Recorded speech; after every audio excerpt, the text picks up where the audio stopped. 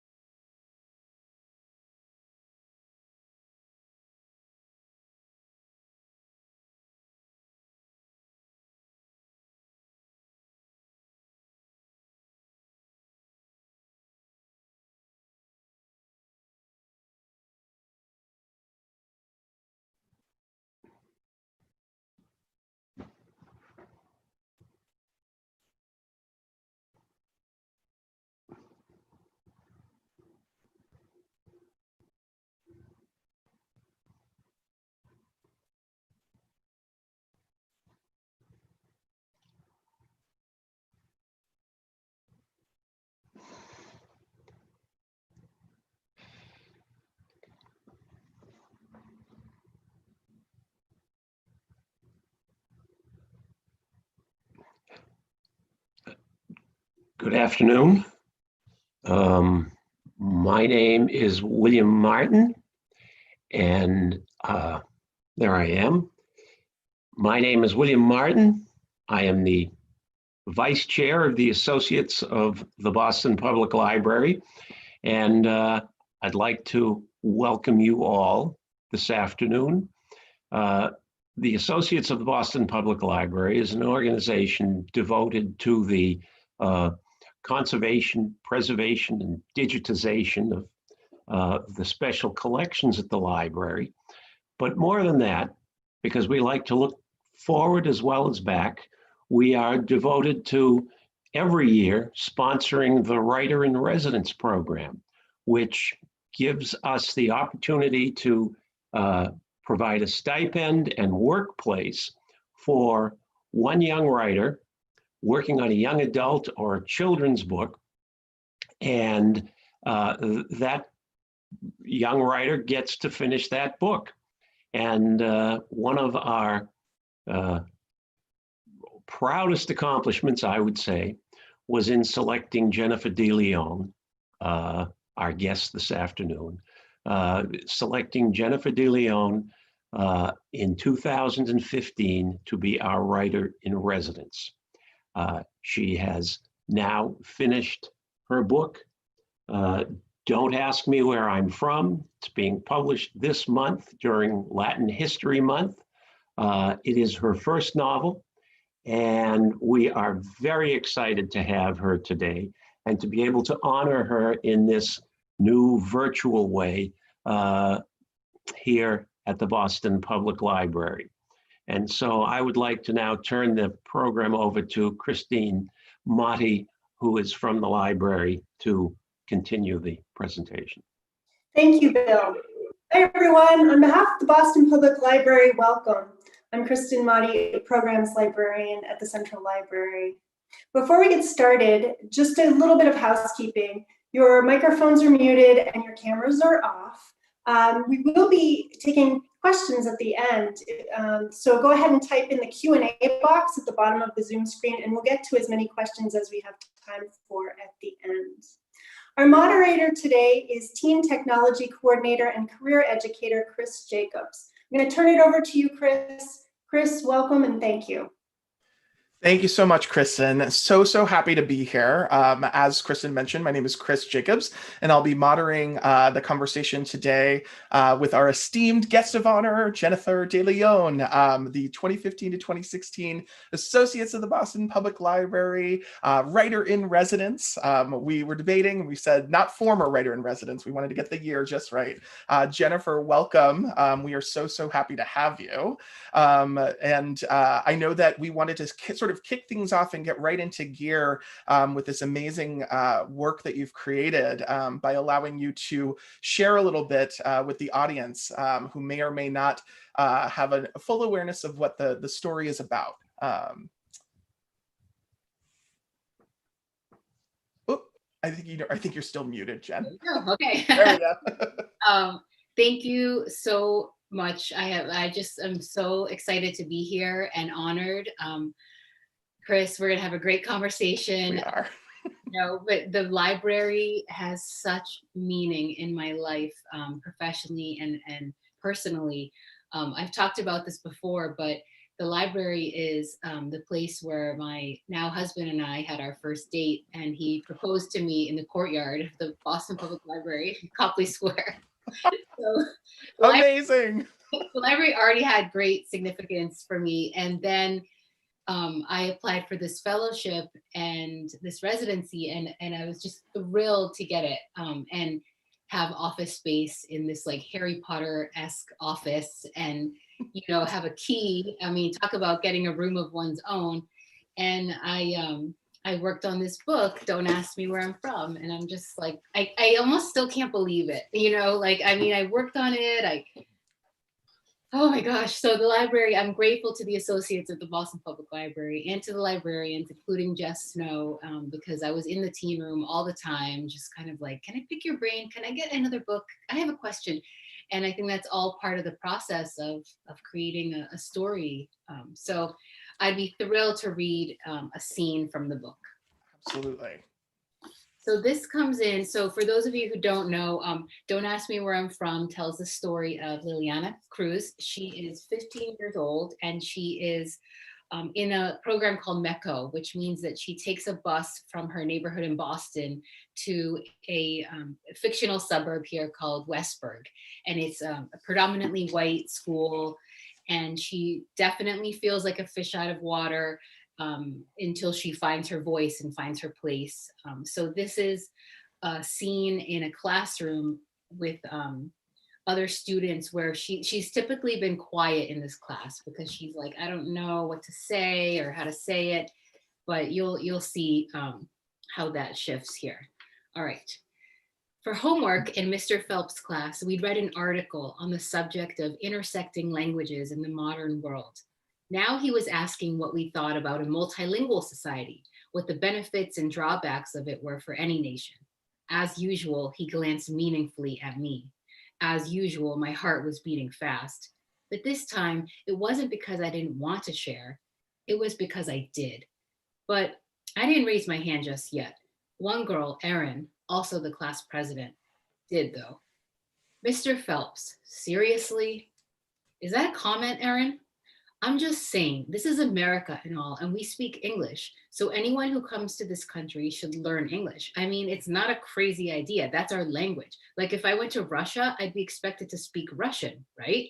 I wouldn't expect Russians to all learn English because I was there. I kicked at my chair leg. Here we freaking go again.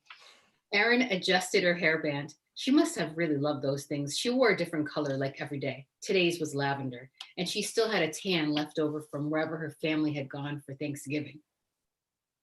Now, Erin squared her shoulders. Not done. I'm just saying that it's one thing if you want to speak more than one language, but shouldn't everyone be expected to speak English in the US? A guy named Andrew called out, "You're just pissed because you probably suck at foreign languages. Take Spanish with Senorita Kim. She's so easy. She plays movies and soap operas or whatever, like every day." A couple of kids laughed. I kept kicking at my chair leg. Erin looked Andrew square in the eye. Whatever. This girl named Sarah chimed in. She had gorgeous hair, like down to her butt. I think she was growing it out to donate to cancer or something. You know, Erin has a point. When my family and I went on safari in Zimbabwe and Kenya last year, we had to learn like 10 words in Shona and another 10 in Swahili. Oh my God, this guy in the back muttered. That must have been exhausting. I laughed. I couldn't help it. Mistake. Mr. Phelps pounced. Miss Cruz, do you have something to contribute to the discussion? I took my hands out of my pockets. Something to contribute? Yeah. But I knew that if I spoke up, I'd have like 40 eyes on me, like I was the representative of all Spanish speaking people in the friggin' universe. So I shook my head. Pass. Mr. Phelps looked disappointed. Anyone else? He asked. You know what I hate? Erin's BFF, Kate, called out. What's that? Mr. Phelps sat back on his stool. How Spanish is taking over TV. Now Mr. Phelps folded his arms. I'm not following. Kate looked exasperated. You know how sometimes there are lines or jokes that are in Spanish in shows and I'm expected to understand them without subtitles? Yeah, yeah, oh yeah. So many kids agreed with her. I couldn't believe it. Erin's hands shot back up. Mr. Phelps eyed the clock. Yes. It happens in music too. Like every time I stream music, there's always something with lyrics in Spanish. Despacito, anyone? It's so annoying. My left knee started bouncing. What, were we an inconvenience? Annoying? I couldn't take it anymore. So, excuse me. Boom, 40 eyes on me. Called it. Miss Cruz, I'll end there. Oof. So much of me wants you to keep going, even though I've read the entire story at this point. It's really quite amazing. I mean, you have sort of a dramatic reading style, but also the words really kind of lend themselves to that. I really do feel like there's such a cinematic quality to that scene and every scene that comes in the classroom. And again, I might be a little biased, you know this, but I'll admit to the audience, I am a career educator in my current role, but I've also been a classroom teacher. And so I'm sitting there really trying my best to empathize with everybody in the room. And, at the same time, I directly kind of, see that teacher and witness the inaction and the glance towards the clock and that, awkwardness that this person might be feeling, but also the responsibility that they're not taking in that moment.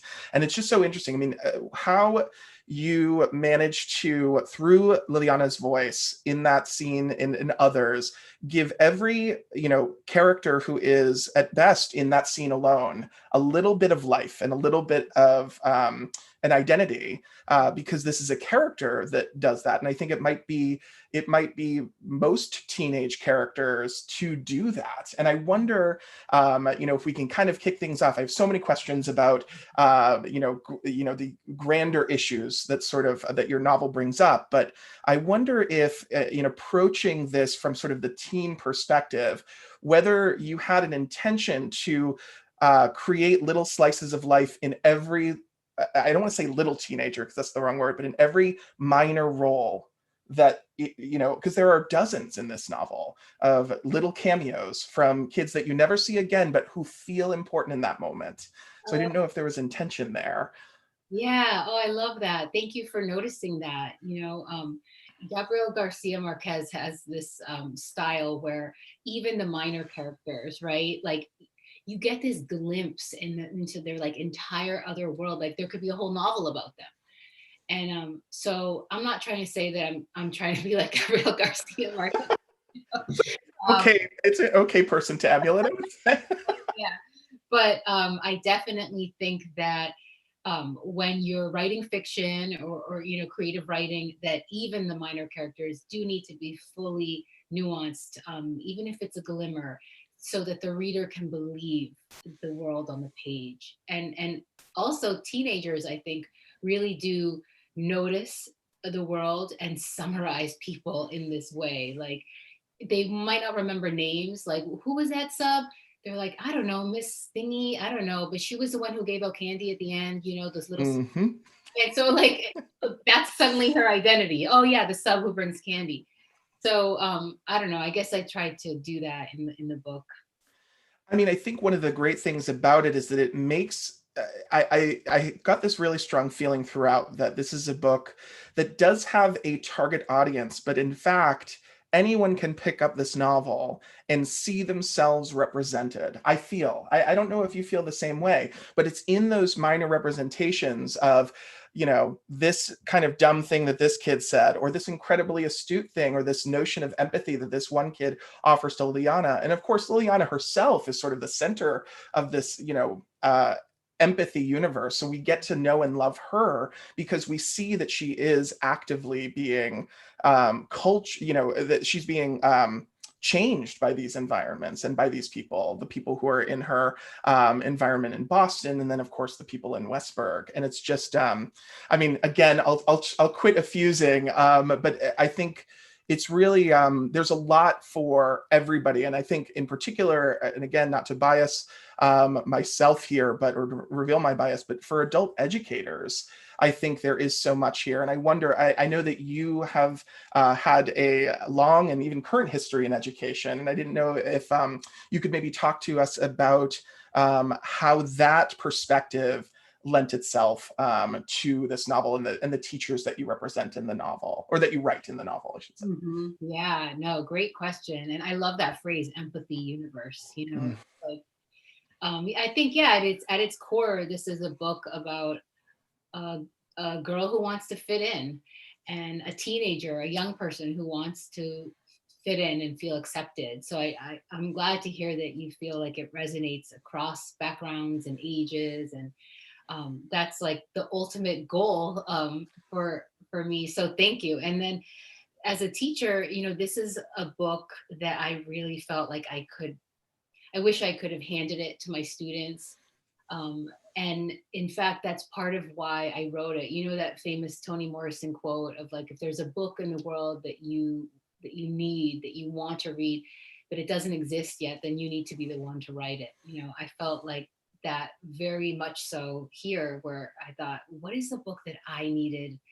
But now with my students, I taught middle school and high school in Boston Public Schools off and on for 10 years. And sadly, right when I was transitioning out of the classroom, all these amazing YA books started coming out. And I felt like, oh, I missed that wave. I mean, there were, of course, great books before that, but there weren't that many. And there weren't any about a Latinx teen girl in Boston, like not one. So I felt like that's the book I need to write. And with educators, I try to paint, or depict educators in multiple lights. Like sometimes they're woke and sometimes they're not. And it's not like there's one type of teacher in the book. I really try to have a range. I think that was what also feels so welcoming about the text, is that, so many texts that we read that, we might know has a certain anti-racist agenda seems wrong, because this is a story first, and the agenda, I want to make it clear, what though it was, there were themes that kind of spoke to this anti-racist kind of purpose or meaning, right? I feel that you did really present balance might be the wrong word, but the range, you know what I mean, of individuals, many of whom I worked with, many of whom were students that I taught, things of that nature. And so even though Liliana was the center of this universe, I feel like what was so great is that a universe was represented, and particularly a universe that was split. It was fractured in many ways by the code switching that Liliana must adopt in order to thrive in this environment, and the degree to which she does thrive. So I was wondering also, if when we talk about the MECO program, oftentimes, some of us might not know exactly what that is. I don't know if you want to kind of present it from your perspective, because I have a great question about that I want to ask you. Yeah, this is so fun. Okay, so MECO is a program that it was started over 50 years ago in Boston in order to aid in the desegregation of the public school system. So they designed it so that students of color from Boston would take buses to neighboring affluent white suburbs. And it's funny because not funny, but you know, it was not intended to be a 50-year long program. It was meant to be really a couple years. And so students as young as kindergarten take buses, sometimes an hour and a half when you count traffic, city traffic, you know, to go to another school in order to get a better education. And then they take a bus back at the end of the day, and they have homework and all these assignments and everything. And then they have to wake up again at 5 in the morning to do the whole thing. So MECO is, I think it's a fascinating program in many ways. And you know, we could talk the whole time just about MECO. It's true. Right? I mean, it's like you're sort of glad the program exists because it's giving students an opportunity that they might not otherwise have. But then you're like, but why does it need to exist in the first place? Why isn't there diversity in these towns? And then why does someone have to leave their home, then go so far away? It's kind of dramatic, you know, it's far. And then it kind of sends this message of like, well, what's wrong with Boston and what's wrong with Right. school and my neighborhood school? And, you know, so it raises lots of questions. But in general, I think MECO, yeah, it was fascinating to learn more about it and to talk to teens currently in MECO and alums. I did a ton of research. I kind of nerded out on it, you know, but ultimately I wanted to tell a story. So I couldn't put like facts and everything in there, but I needed to know them in order to write the story. Absolutely. Well, and I think what's so fascinating, I mean, you do, you know, assuredly, I think what's so truthful about the story is that we emerge with none of the questions surrounding MECO that maybe brought up fully answered. But that's the dilemma of MECO, is that it provides opportunity to students who wouldn't normally have it. But, you know, the two sort of offshoot questions of that is what was problematic about their original opportunities? And also, does that opportunity come at a cost? And all those questions are answered to a degree, but none of them are resolved in such a way where I think you're making, you know, a resolute judgment on the program, which I think again speaks to the accessibility of the work to both students who are in METCO, you know, educators who might be heavily involved in METCO or leading METCO programs. I mean, it presents the information sensitively yet realistically, you know, kind of both sides. And I think that, you know, insofar as Liliana's sort of journey with METCO, so much of this process, I think one of the things that I learned, having been an educator in both Boston Public and in a suburb with METCO students, actually one of the W towns that you had mentioned early on in the novel, one of the things that I found so fascinating also was you speak about a population of METCO students that actually move back from their METCO school to their school of origin, you know, their BPS school in this case. And I found that really fascinating because, you know, we don't necessarily see that there are kids that, you know, for whom that does not gel or jive in whatever way, and they, you know, move back to their, you know, places of origin, and it sort of makes it feel like, and I think one of your characters, Genesis, or is it Genesis, I'm not sure, you know, says like, this is a game that you must play to Liliana. And some of the, and, you know, at that moment where, you know, as Liliana sort of discovers that there are some kids from METCO that don't survive or don't make it, I wonder how we are supposed to feel about that. Is that something, again, that, you know, we feel like, well, it's just not for everybody? Or do we feel like it's something that those kids didn't learn to play or did not survive the trial of METCO? And again, it's just such a, it's so grand, you know what I mean, to this teenager who is meanwhile trying to grow up, you know what I mean, in this sort of binary space where she is one thing at home and then she's a new set of things, but so many of those things coalesce and overlap. Sorry, I'm rambling a little bit, but it's just, there's so much content here. And I think one of the things that I wanted to chat with you about was the degree to which Liliana in particular has to put on or hide aspects of her earlier identity when she is in this new identity. And again, some of us might know this as code switching, but in so many ways, many of the characters, even not the non-teenagers, have identities that are somewhat hidden or somewhat beneath the surface. And I'm wondering thematically if you could comment on why it was important for you to talk about that in this story. Yeah. Oh my God, such a rich question. I think on some level we all code switch, right? Like, and for Liliana, it's just like in bold because she's literally and figuratively moving from one world to another.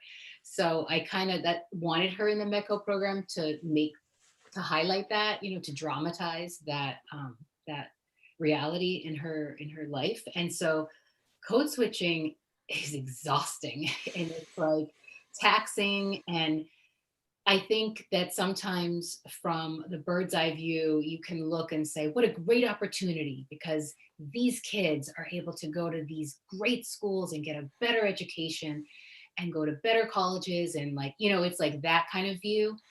And it's true, it's accurate, it can be, but then there definitely are students who it's too much. The code switching is just too traumatizing, and it's not their fault. It's not that they didn't survive MECO or get it right. I honestly think that in general, we need more supports for students of color and all students who are grappling with like multiple identities that aren't always appreciated and celebrated in the mainstream.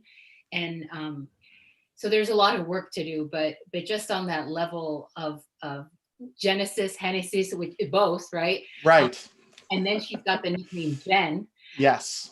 So like her giving advice to Liliana is kind of like this big sister role, like, look, and this happened to me actually, Chris, like when I was in college, I was a freshman and there was a senior who was my like buddy. And I remember meeting her, she's Puerto Rican, amazing. We were paired up because we're both Latinx. And she kind of like pulled me aside and said like, look, you're at this amazing school, like on a scholarship, whatever, you're here now. And you have to take advantage of the opportunities. And I'll never forget that, because I felt like no one else was tapping me on the shoulder, like giving me, I didn't know. And I felt like it was important to have that moment in the book. For better, for worse, she's giving her that advice. And it is complicated. It is so complicated. And I think it's further complicated by the fact that she's not the only sort of mentor. I won't call it archetypes because none of your characters really fall solidly into a single archetype. They're not one-dimensional, they're multi-dimensional. But, she has alternate mentors in Holly, for instance, and some of her educators, but what I find also, and I don't know if you feel the same way, one of the things that you do to kind of drag us through the tortuous kind of like process that Liliana is going through, and you read the excerpt and it was in there, is you have us go through her interior monologues and really all of the questions and all of the thoughts that are ricocheting in her brain. And it's so, again, it's because there are multitudes, right? She's considering this, and then she's talking about the hair down to her shoulders. And it's, again, speaking to all of these collective thoughts that Liliana will have to hold in her brain in order to make a decision at a given point. And I think what's so fascinating is, again, like you bring in these other perspectives, and while it provides a lot of opportunities for readers to engage and attach, it also really contributes to the sense of there were so many moments in this novel where it's like, I'm overwhelmed, because I felt, like Liliana's sense of, when will enough be enough? Do I have to deal with this on top of this and this on top of this? And again, it's, there are moments of respite, in there as well. And they're so welcome. I remember in particular, there was one moment, and I won't try to give anything away, but there was one moment that it took place in a bathroom between Liliana and one of her close friends from home, Jade. Oh, yeah. And the tension was broken in a very kind of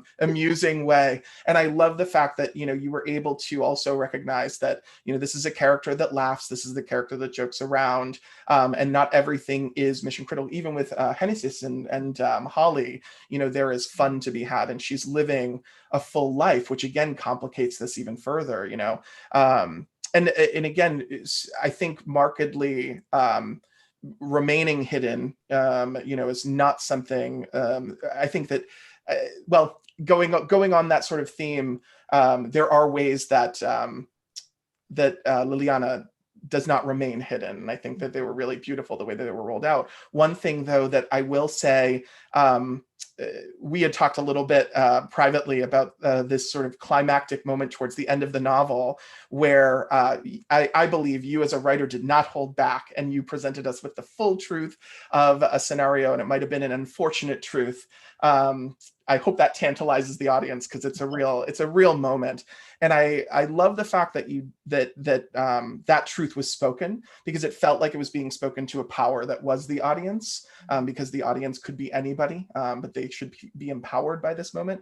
But I also felt like in that moment, I became really aware and really cognizant, and frankly, you'd led up to it in other events in the novel, that so much of the responsibility to addressing Liliana's crisis, I would guess you might call it, of identity, was really up to Liliana, and really up to kids that were in Liliana's position. You know, in this town of Westburg, a lot of the responsibility for addressing concerns about racism and things of that nature were in their hands, were placed either back into their hands, or frankly, they had to take that responsibility in order to make the world that they wanted for themselves. And while I felt like that was an unfortunate thing, perhaps, I also felt like it was, again, very truthful to their situation. And I wonder, you know, did it feel difficult as a writer, sort of saying, you know, putting this back into Liliana's hands and sort of saying, it's on you, girl, like, it's, you know, it's your world to make this out of yourself? Or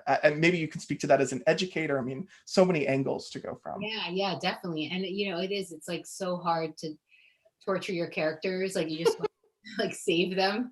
And but it is a novel, so you have to have, you know, chapters and all that. And yeah, but you know, the moments of respite, I'm so glad to hear that you welcome those, because my editor helped a lot with that. She was, I mean, I think the first draft was just all angst, you know, just anger and ripping off this and that, and the editor was like, okay, you know, maybe we could insert some moments where she's like, you know, levity. yeah, and Yeah. so to have some balance and create a kind of equilibrium there. But you know, I wanted her, to show her in different roles, and she has so many, like with her little brothers, like with her best friend from home who thinks she's changing, with her new best friend who she really likes and has this huge house, you know, and then like her teachers. I mean, and then she finds 826 Boston, a creative writing center for young people. And so over the course, like, she does find her voice in different ways, and it's an ongoing process, right? It's not like she's self-actualized on the last page and that's it, right? It's like The world's first self-actualized, what is she, 15, I think, 16 at the end? yeah, right. I'm like, actually, you know, it's funny, I did an event earlier this weekend, I think, or maybe, where was I? Somebody asked a question about, what do you think happens to Liliana after? Like, That's a great question. right?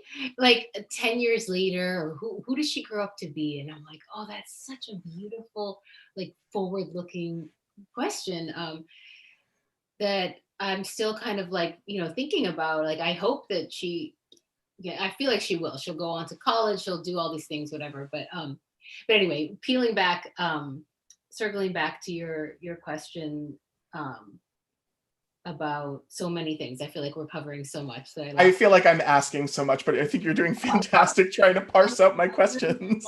So where I was, like, I don't even know. No, I think, I mean, again, just going back to the sort of Liliana success moment, I think the success is, again, learning to perhaps, I don't want to say merge, but compartmentalize her identities in such a way where we do feel like Liliana is going to succeed at the end of the day, but it almost is inconsequential how she chooses to do that, because she's found some kind of healthy relationship to these various identities. And I think 826 is this interesting, metaphorically speaking, it's sort of this bridge, right, between these two identities, and writing, the process of writing, you know, is such a bridge of that identity, in a way that she both, you know, has her identities rejected and embraced in this novel as well. So it sort of speaks to the idea of even storytelling as a means to merge or cope is the wrong word, but to deal with issues of identity. Absolutely. I think it's totally fine to say coping, and it's like, almost like processing or just Processing, yeah. like decompressing. Like she's experiencing so much like on the daily, and if she doesn't have a space or a means in which to process all of that that's going on and ask the questions and vent and just laugh and connect, you know. And so at first I think like the MECO group is a little cold to her, and I think they're doing it out of like self-protection. Like, Yeah. are you just going to be another kid who comes in here and then leaves? You know, it's not like you can open up so much, so much, so much. You almost have to be guarded, and that's a real experience. And I think sometimes people might say like, oh, why are students of color in general, right, like just like so quiet or guarded, or like not as friendly or outgoing, like why aren't they like participating more? And it's like thinking about this on a psychological level, like you got to have your guard up. Like you're going in, you're so vulnerable, literally, like no one looks like you, and then your Right. teachers don't look like you, and then what you're reading, the text, everything, it's a different culture. Like, so yeah, you're going to be guarded, and it takes time and different, I think, you know, community building and protocols to kind of soften that armor. That barrier, yeah. Yeah, that barrier. Yeah, and I mean, it's a barrier that is, I think, and I think what this, this novel and other, sort of material that, as an educator, to try to increase my cultural competency, I've read is that it's not, it's a mechanism that is, natural and that is important. You know what I mean? To honor. You know what I mean? As adults, sort of navigating a space with, kids who might feel spotlighted for aspects of their identity. I think that it's incredibly important that we like embrace that as a function of, that requires a certain sensitivity and that requires a certain response. I remember in particular a moment where a teacher in your novel says to Liliana, we want you to succeed. And it's in response to, the stress, the italics is on the want. And it's almost as if the teacher has an expectation that Liliana suspects that they don't want her to succeed. And it's like, oh, I just remember thinking, it's like, well, you've just built that barrier up, lady. I forget the teacher's name. I remember thinking, oh, what a, horrible thing to say. You know what I mean? But at the same time, obviously meant in, I'm sure a positive way, but, just framed. And I think what is so great about this is understanding the nuance of sensitivity really comes in the language you use, the motions that you make, like that moment in the excerpt that you read, where the teacher glances to the clock. Kids pick up on that. And that says, I don't want to be here anymore. I'm uncomfortable. And that means to Liliana in that moment, you're uncomfortable with me. Yeah. And you're uncomfortable with this conversation. How do you expect me to be comfortable with that conversation? And I just thought not wordlessly, obviously you used words to convey it, but so many of those minute actions that kids pick up on, that teens in particular, I think pick up on better than adults, are in here and are readable in such a way as to be, I would argue, again, I don't have Liliana's experience, but probably instantly recognizable to teen audiences, but then definitely readable also by adults. Like I want to show this, and I have recommended it to a lot of my teacher friends, knowing full well some of them are going to be like, oops, in the specific moments where they might have themselves. I will say I had one oops moment myself where it had nothing to do with active anti-racism, but there was a moment where Mr. Rivera is described as too much, or Liliana says twice that he needs to tone it down, and I remember specifically being in that position before. So even things that don't relate to issues of her identity or ethnicity, I think also are observed here. And so we experience her as this incredibly well constructed, very multifaceted teen that I think, again, people will not have problems relating to, even if they don't come from Latinx backgrounds, but particularly, and I think we have a little bit of time to talk about this one thing that I wanted to ask you before we go into questions, but just as a reminder to the audience, you should absolutely put your questions into that Q&A section if you haven't yet, is this idea of of Liliana's status as sort of a Latinx individual who is proud of her own culture, and yet some of the ways in which you represent her Latinx culture are perhaps not what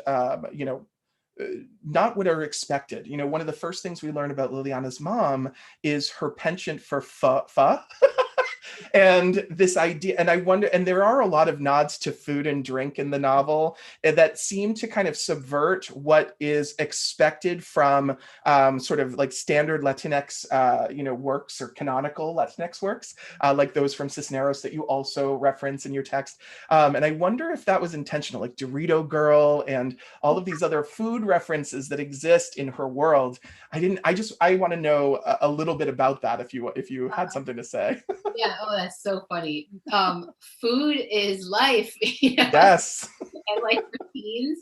Oh, I swear, like 10 times a day, I heard my students go, "You got a snack?" Yep.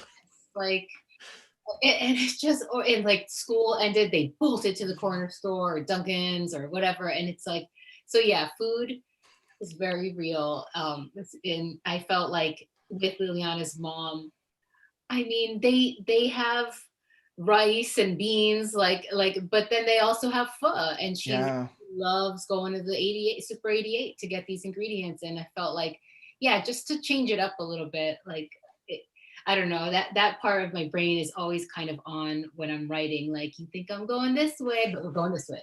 I think that's one of the greatest parts of the writing itself, is that, again, it sort of presents this very, I wouldn't, and again, it challenges the standards that are expected, and I think that that's really important as well. I mean, her story is unexpected. And I think, again, that going back to that moment where we recognize that some of these Metco students just disappear, and that defensive Metco table that's really had to see these people come and go, I think it's important to recognize, like, these are individuals and stories that aren't highly nuanced, highly individualized, and matter each individually. Like, you had me caring about Dorito Girl by the end of this deeply, and I did not expect that. And I will say, bravo to you. Oh, Yeah. everyone's got their multiple identities and It's true.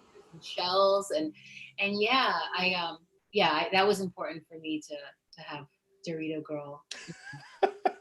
I just love that name. And I did think she was going to be Dorito Girl the whole way through. And you created this great image of her dangling, a Dorito at the end of her fingertip, as if she owned that table or owned that section. I think she was in the bleachers when we first met her. Yeah, you guys read this novel. You're going to understand my affection for Dorito Girl by the end of it.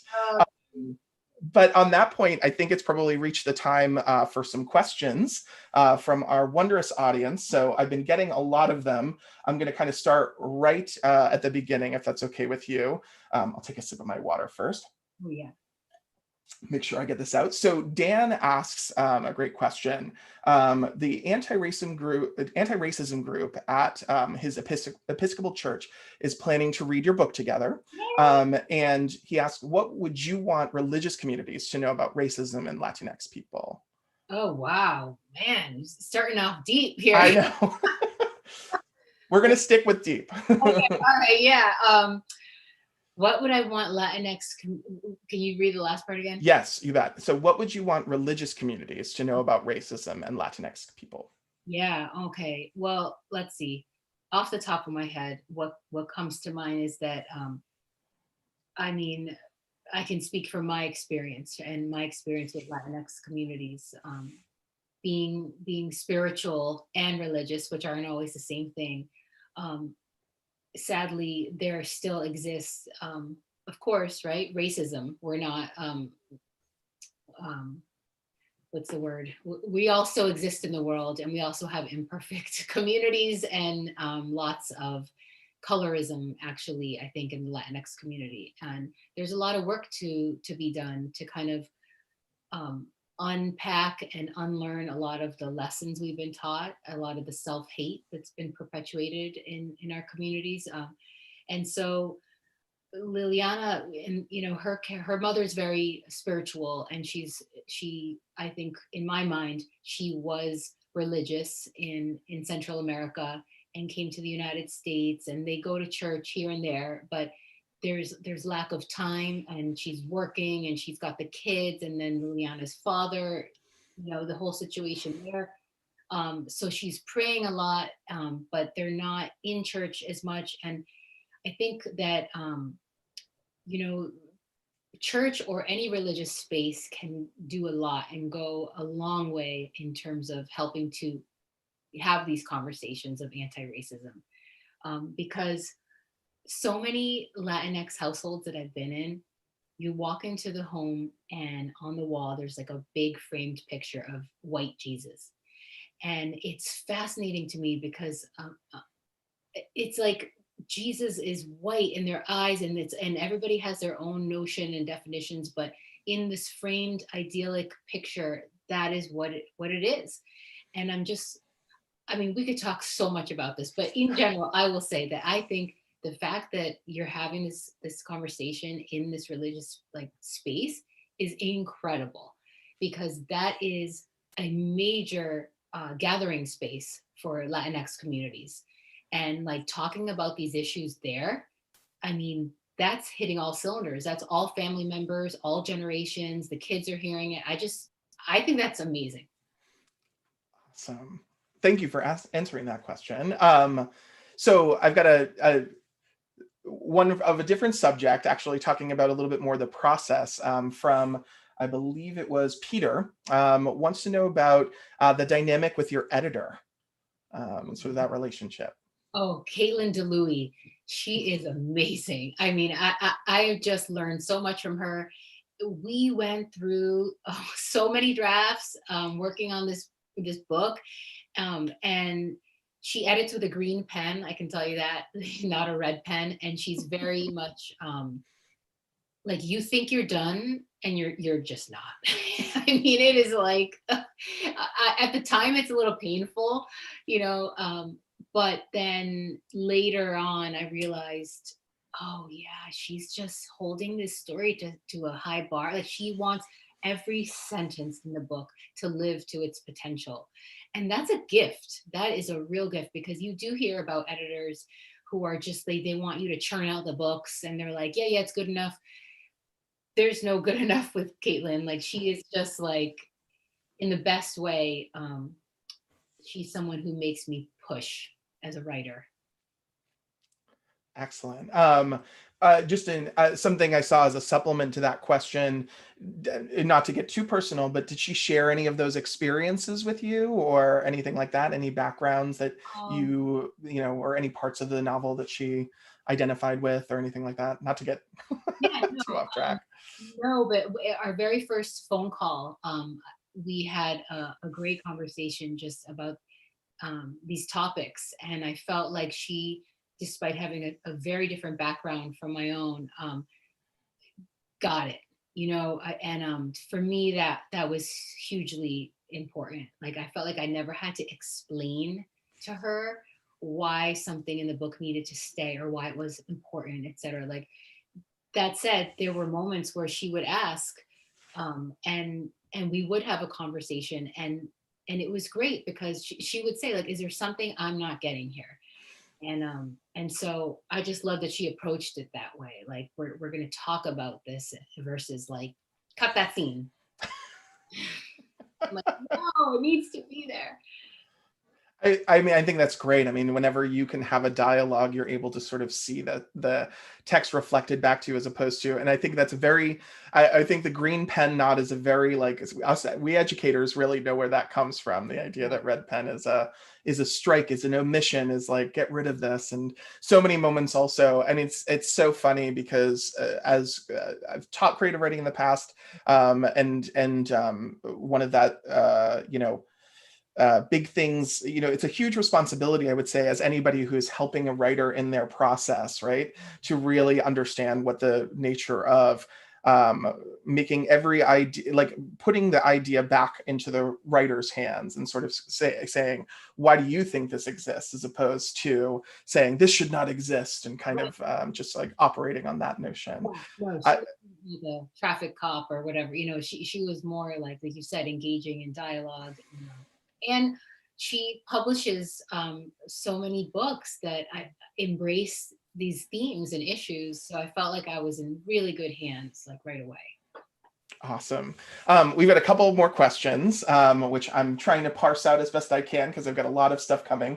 So I apologize if I'm missing anything, but sure. Somebody is asking if you know of any articles that would pair. They're a history teacher interested in potentially getting articles to. Oh wait, maybe that's not a question we want to ask right now. Sorry about that. But I don't know if there is anything that you in particular would, as a, of course, an educator yourself, run to think, oh, this could be a good pairing with this. I actually had one idea. Well, for adults, I mean, there's Tatum's "Why Are All the Black Kids Sitting Together" in the cafeteria, and there were so many moments in your text where I was like, ooh. And it's so funny because there's actually one moment where, again, not to spoil anything, but Lily grabs a playbook of sorts, I think it's described as, from, I believe, Mr. Rivera's bookshelf. And I just remember thinking, I wonder if that's the playbook, or I wonder if, I don't know if you had any other ideas for pairings.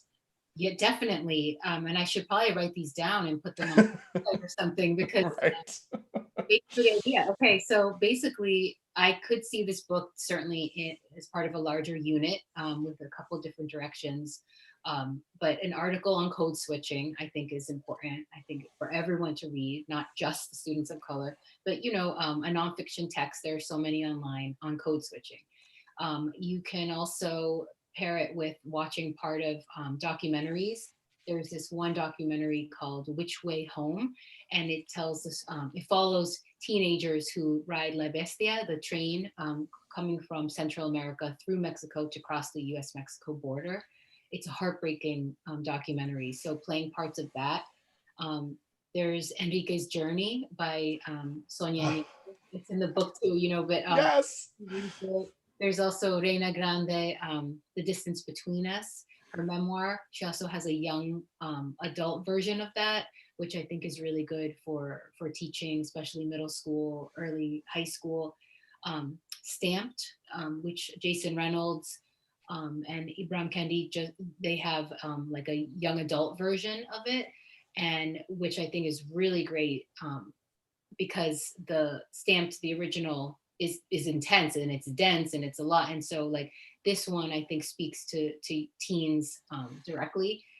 And I also think you could go a different direction and look at the history of schooling and segregation, and look at MECO itself or busing in general in Boston. I was on Zoom with a class at UMass Boston, and the class is centered around Boston and writing, like writing. So they have, so I could see it like as a Boston book, like if you did a unit on Boston, but I don't know, like, so I get. No, absolutely. I would agree. I mean, not that my word counts for anything, but yeah, that makes sense. Yeah, I get excited thinking about the ways it can be worked in. My like teacher hat is like, you could do this, you could do that. You could also do the exercise in the book where they have 3 questions that they ask at the assembly. And why not do that as a school or as a class or have a bulletin board? Anyway, lots of those question exercises, they do a couple of different ways in the novel, which I found brilliant. The twist that you give on that at the very end is also quite ingenious. Turns a little bit of current events on its head, but as Jen had mentioned, a lot of the works that she just mentioned, not all of them certainly, but are actually part of Lily's journey, which I found brilliant as well, because it's almost like you have a book list within the book of go-to reading, next steps reading, and she's fascinated by it and we're fascinated by it. We have time for one super fast last question, only about a minute to answer this one, so get ready, Jen. If you could speak about a minute to your writing process and how you go to develop Liliana in this story, where you got stuck, anything that you would want to tell our audience. Yeah, definitely. I'll say that Liliana is a character I have worked with for a long time. I started writing her 10 years ago in short stories, and I started putting her in different situations.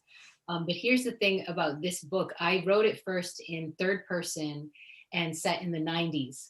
And I had someone give me feedback at a conference, like a 10-minute quick like speed dating thing with editors. And this editor said, you know, I have to tell you, if it's set in the 90s, like that's okay, but it's technically historical fiction. And I'm like, what? So I felt like, all right, you know, I can't write a current, contemporary, realistic. And then I thought, yes, I can. I have my students in my ear. I'll just channel like a, you know, one of my students, and I felt like Liliana took the mic and I was just taking dictation at that point. Like, so I feel like all the stories that you write, essays that are in the drawer, like they're not lost. Like it's all part of the process of coming to the authentic voice of the character, and don't be afraid to try writing in third person or second person or whatever you want, putting them in different scenarios. They might not make it into the book, but you're getting to know them, so that when you do write the story, you can feel like they're flesh and bone on the page, you know? Well, mission accomplished, if I do say so myself. 10 years in the making, I think you've realized. I mean, this character was born 10 years ago, which kind of almost makes them old enough now. But with that, I think we've reached the end of our time. So Kristen, I didn't know if you wanted to make some quick announcements to our group at the end, but thank you, Jen, first and foremost. Thank you, Chris, so much. Absolutely. Thank you both so much. Thank you, Jen, for sharing your story, and thank you, Chris, for moderating. You can get your signed copy of Don't Ask Me Where I'm from our partner bookstore, Brookline Booksmith. And in the comments section, you can make a note if you would like Jen to inscribe it in your copy. You can also check your local public library. The Boston Public Library offers a range of virtual talks and other programs for all ages. Check us out at bpl.org. 2 upcoming teen talks are Wednesday, October 28th with Nguzi Ukatsu, and November 12th with Leah Johnson. Find out more again at bpl.org. Thank you, Jen. Thank you, Chris. Over to you, Bill. Thank you. I would just like to say that this has been a wonderful presentation, and if you would like to hear more from the new writers in residence, come back on October 8th in the evening when Shauna Thomas, this year's writer in residence, will be introducing Autumn Allen. And you will hear from both of them on that day. And you'll get another preview of a couple of young writers who may enjoy the success that Jennifer De Leon is enjoying at the moment. And if you are a writer with any kind of ambition to publish a book, young adult or children's book, visit writer-in-residence.org and make a submission. We'd love to have you. And finally, if you would like to support the efforts of the Associates of the Boston Public Library, not only to preserve the works of Shakespeare or Frederick Douglass or some other giant of history, but also to help us continuing in the process of supporting the work of young writers. We're having an auction in October, starting October 16th. It's called Bid It, Book It, BIDIT.org, in which you'll be able to bid on some really amazing items: a signed copy of the first script of Downton Abbey, a tour of Jeff Kinney's studio, the great author of so many wonderful children's books, Zoom calls with Gregory Maguire, and many other great writers and people from the political world. So visit biditbookit.org. Come back on October 8th, and thank you all for being here today.